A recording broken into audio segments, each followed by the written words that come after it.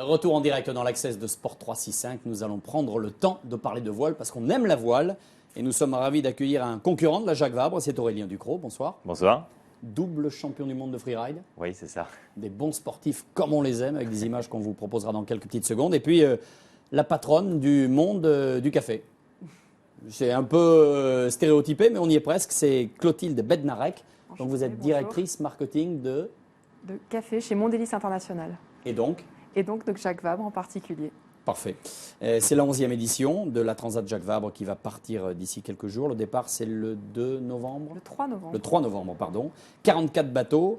Départ du Havre, arrivé au Brésil à Itajaí, dans le sud du Brésil. Avec l'accent. Faut prononcer le i. Itajaí. Itajaí. C'est donc l'ancienne route de la route du café. Exactement. Les derniers vainqueurs, c'est Jean-Pierre Dick et Jérémy Bayou en monocoque 60, 15 jours et 18 heures. On va déjà parler un peu marketing, parler un peu d'argent. Ça coûte cher à Jacques Vabre ou on s'y retrouve? Comment c'est financé? Expliquez-nous le partenariat, le lien entre la course et Jacques Vabre. Alors Jacques Vabre, il faut le savoir, est le partenaire fondateur. On a créé la course en 1993, donc on est un exemple de fidélité sur 20 ans sur un événement qui est suffisamment rare pour être noté. Et par rapport à votre question, un événement pareil, c'est notre publicité, c'est notre marketing.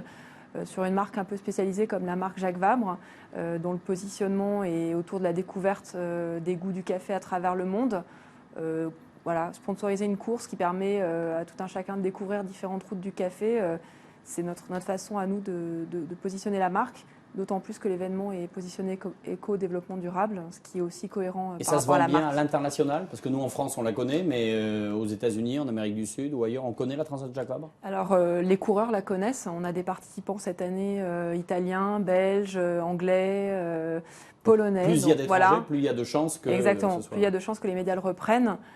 Après, pour autant, nous, on essaye de jouer aussi la carte du groupe à l'international, mais on est quand même plutôt présent en France, en tout cas sur cette manifestation. Alors, Aurélien Ducrot, bravo. Enfin, bravo, attendez, il faut déjà qu'il prenne le départ vraiment et qu'il revienne, sans vous le souhaite évidemment. Aurélien Ducrot, on le connaît surtout pour ça. Lui, double champion du monde de freeride. Voilà, c'est ces garçons que vous et moi, nous rêvons d'être, mais que nous n'égalerons jamais. Le freeride, c'est fini ou pas du tout, Aurélien, du coup? Non, le freeride, c'est pas fini du tout. J'ai lancé ce projet mer et montagne, entre guillemets, il y a 3 ans maintenant, tout en gardant les 2 casquettes. Parce que alors, expliquez-nous comment vous êtes arrivé, comment vous avez déchaussé vos skis et monté sur un bateau. Alors, je suis chamonnière, je suis né à Chamonix et j'ai toujours passé ma vie en montagne. On m'a proposé d'être parrain d'un bateau en 2007. Oui. La rencontre avec le monde de la mer, avec les marins, m'a passionné. Donc j'ai décidé d'investir dans un bateau en 2009, un petit bateau, un Mini 650, et de me lancer dans l'aventure. Pour tester, pour essayer de découvrir un petit peu leur monde. Je les ai écoutés raconter leurs récits, tout ça, et ça m'a interloqué. J'avais envie d'aller voir ce que c'était. Et puis une fois que j'y suis allé, j'ai goûté, et maintenant je ne peux pas m'en passer. Et donc l'histoire continue avec aujourd'hui pour la première fois. Et vous avez fait des premières courses avec des résultats plutôt pas mal. Oui, ça s'est bien passé. J'ai eu cette chance-là. Je fais la Mini Transat, à laquelle je termine 13e de la première étape, alors que c'était ma première transatlantique en solitaire. J'espérais pas ça. Une très belle course Québec-Saint-Malo l'année dernière. Et puis de belles opportunités avec François Gabard qui m'a invité à naviguer avec lui, Michel Desjoyaux. Et donc, j'ai découvert un monde, j'ai découvert des gens, des skippers d'une gentillesse incroyable qui m'ont accueilli dans leur monde. Comme les skieurs?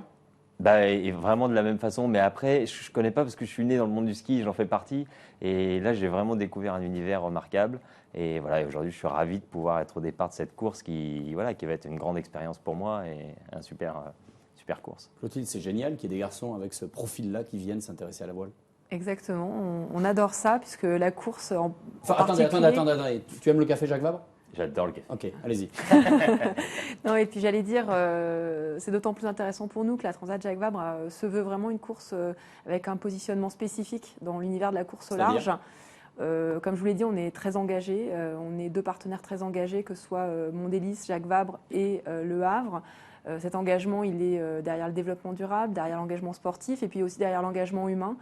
C'est quelque chose qui compte pour nous et en particulier le fait que notre course soit en double n'est pas anodin. Donc des personnalités comme la tienne sont des personnalités qui nous intéressent puisque elles nourrissent l'événement. Expliquez-moi, parce que le développement durable, j'y crois, mais c'est très à la mode. Qu'est-ce que ça vient faire là-dedans?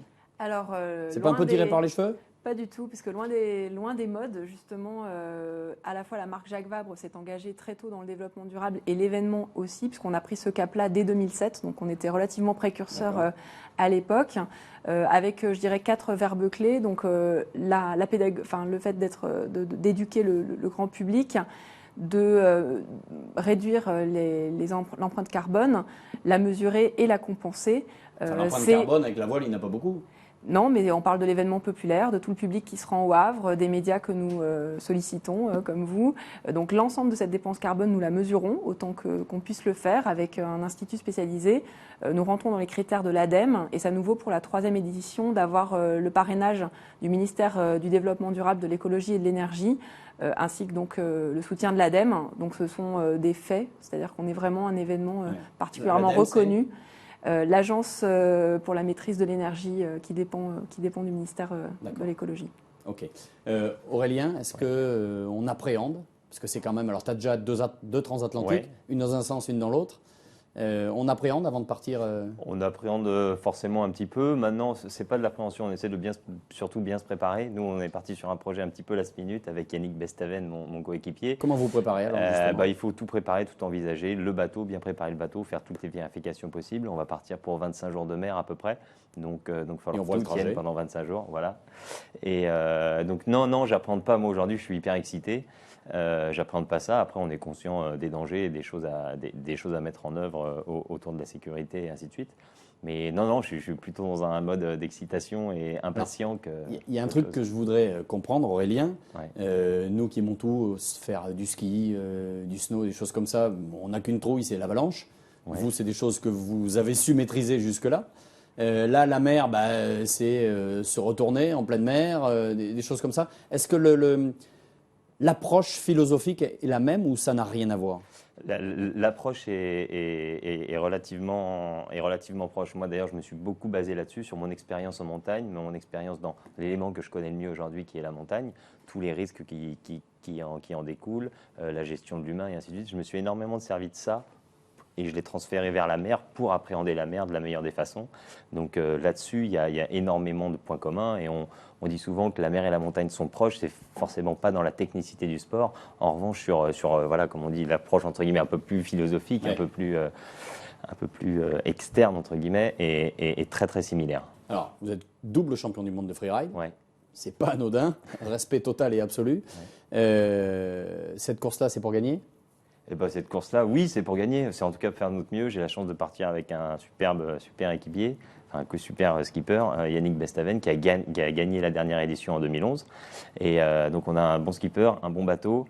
Voilà, on est là. Je suis né dans la compétition, j'ai toujours fait ça. Donc, on est là pour être devant. Ils sont au courant, Gabar et des joyaux ? Alors, on n'est pas exactement dans la même catégorie. Il faut savoir qu'il y a 4 catégories là, au départ de la Jacques Vabre. Donc, les IMOCA 60, de la catégorie de François et Michel. Les modes 70, qui sont du multicoque de 70 pieds. Les multi 50, multicoque de 50 pieds. Et les classes 40. Et moi, je suis dans les classes 40. Donc voilà, maintenant, on n'a pas à rougir. Donc, on va y aller, on va mettre tout ce qu'on a. Et puis voilà, on verra bien à la fin. La route est longue. Oui. Clotilde, c'est la crise, on le sait. Pour trouver des partenaires, des financements, aujourd'hui, tout est assez compliqué. Est-ce que la voile souffre de la crise actuelle internationale ? Je peux t'en parler. On a l'impression que non, cette année, ça va mieux dans le sens où, par rapport aux éditions précédentes, en tout cas, le plateau numériquement est très important. On a 45 bateaux au départ de la Transat, 4 classes, comme on en parlait à l'instant. Donc, d'un point de vue, nous, organisateurs de courses, on a plutôt vu un réaccroissement de la flotte. On sait après dans les conversations plus détaillées avec les skippers que pour certains, ils ont mis du temps à trouver leur sponsor. D'autres sont encore en train de chercher. Comme Aurélien. Donc voilà. Donc du coup, je pense que c'est plus dans l'individualité des projets que ça continue d'être difficile. Après, pour autant, on sent quand même un grand élan.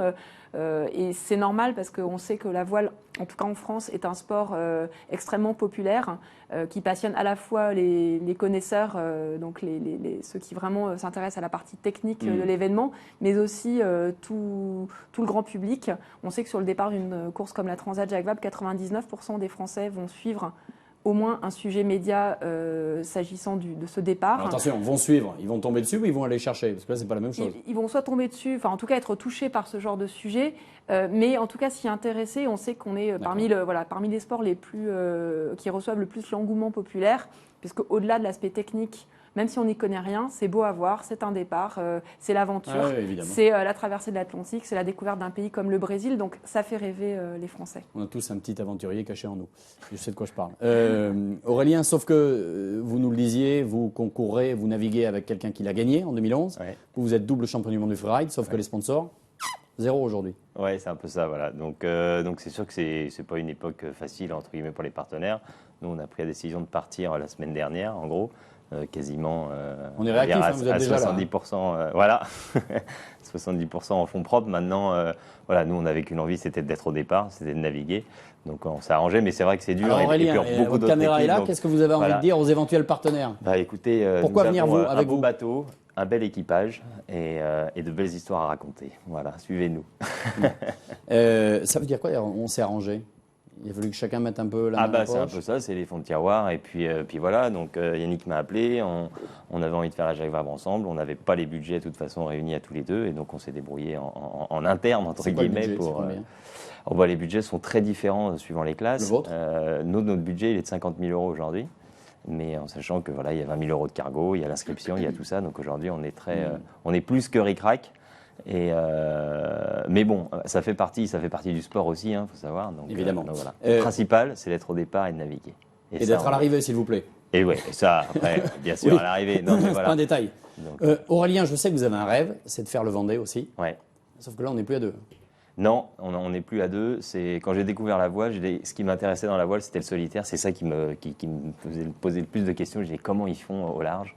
J'ai eu la chance de faire cette mini transat en 2011, où j'ai goûté au large en solo. Ça m'a éclaté. Donc aujourd'hui, je rêve d'aller plus loin, de toucher ça. Vraiment, d'aller plus loin, et le but c'est le Vendée Globe. Donc pour ça, la route est encore longue, il faut encore que je progresse beaucoup en voile, mais il y a les budgets à trouver, mais il y a aussi, il faut que je navigue beaucoup. Aujourd'hui j'ai la chance de naviguer, je suis au départ de la Jacques Vabre, donc c'est sur la bonne voie. Il nous reste 30 secondes, donc il va falloir être très rapide, mais je me suis toujours demandé, est-ce que les femmes, vous êtes mariés, j'ai l'impression? Oui. Est-ce que les femmes de skieurs, de voileux, se disent quand ils partent à l'aventure comme ça? Il faudrait poser la question à ma femme, mais c'est vrai que souvent on dit les deux pires métiers pour un mari, c'est ou un mari marin ou un mari guide de haute montagne. Moi j'ai les deux, donc c'est un peu le truc. Elle est heureuse, une femme formidable, 2 enfants fabuleux, et ça roule, et on est sur la même direction, on va au même endroit. Soyez prudents quand même. Donc c'est bien. Ouais. Merci Aurélien, revenez nous voir. Je suis sûr que vous aurez des belles images à nous ramener. Merci beaucoup Clotilde Bednarek, bravo Jacques Vabre. Le départ c'est le 3 novembre. Absolument, de la Transat Jacques Vabre, et on suivra cela sur Sport 365. La deuxième partie de l'Access revient juste après les infos. Le rappel de l'actualité en 65 secondes, et c'est la partie football, sans oublier les 5 dernières minutes avec beaucoup d'images à vous proposer. À tout de suite.